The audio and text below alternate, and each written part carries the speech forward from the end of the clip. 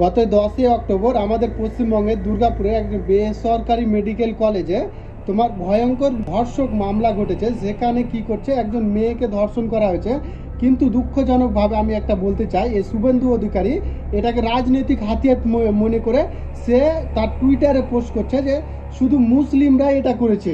কিন্তু Alt news যেটা verify করেছে, সেখানে একজন হিন্দু আছে, সে হিন্দু নামটাকে সে বাদ দিয়ে পুলিশ কিন্তু হিন্দু নামটাও দিয়েছে, কিন্তু সে শুধু মুসলিম নামটাকে দিচ্ছে, টুইটারে পোস্ট করছে। আর বিজেপির আইটি সেল মেন আর অমিত মালওয়ার সে এটাও পোস্ট করছে। আমার কাছে এটা প্রশ্ন, একটা মেয়ের রেপ হয়েছে, যেখানে আমাদের চাওয়া দরকার যে কঠোর থেকে কঠোর শাস্তি হোক। যেই ধর্মেরই নাকি রেপিস হোক, সে তার একটাই পরিচয়, সে রেপিস। আর সেখানে আমাদের পশ্চিমবঙ্গের leader of opposition Suvendu Adhikari, তার তো কথার কোনো ঠিক নাই, কিন্তু সে এটাকে নিয়ে রাজনীতি করছে এবং সেটাকে ধর্মের পরিচয় দিচ্ছে।